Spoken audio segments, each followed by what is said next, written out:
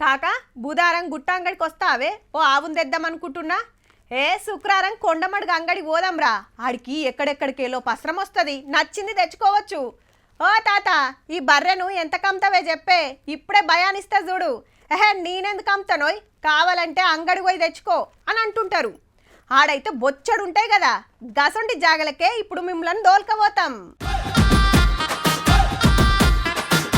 బర్లను ఎంత ముద్దుగా షింగారిచ్చిండ్రో చూడుర్రి. మెడల పూలదండలే కాదు, పెయ్యంత వర్షిండ్రు ముద్దుగా.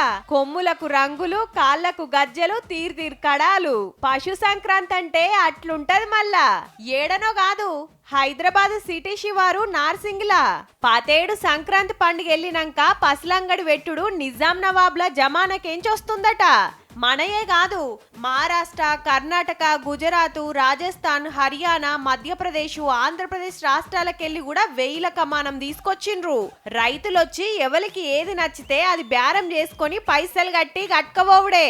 3,11,000కి పోయింది ఒకటి. మాది అది 5 గేదెలు అదే రేట్తో అమ్మినాం. 50,000 కాంచి 4-5 లక్షల దానుకున్నాయి. ఎంతలా కావాలంటే అంతలా. పొద్దుమాపు 10 లీటర్ల కాంచి 30 లీటర్లు ఇచ్చే బర్లు, ఆవులు కూడా దొరుకుతాయి ఈ అంగడిలా.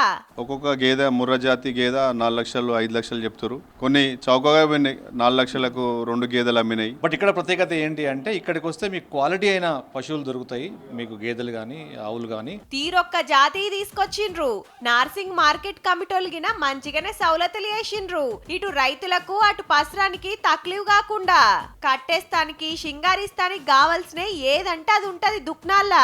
కాళ్ళ గజ్జలు అమ్ముతాము, మెడలు అమ్ముతాము, మళ్ళీ బెల్టులు అమ్ముతాము, ఆ ముక్కుదాళ్ళు అమ్ముతాము, గంటలు అమ్ముతాము, చిల్మలకలు అమ్ముతాము, మూదాలు అమ్ముతాము, అన్ని తాళ్ళు అమ్ముతాము అనమాట. మురికీలు అమ్ముతాము, లెంక పలుపులు అమ్ముతాము, దుడ్డెల తాళ్ళు అమ్ముతాము, గొలుసులు అమ్ముతాము, కాళ్ళకు కడాలు అమ్ముతాము, రింగులు కూడా అమ్ముతాము. అమ్ముడు వంగ మిగిలినవి రేపు కూడా మార్కెట్లనే ఉంటాయి. కాయిషున్న రైతులు సుడుర్రి మరి.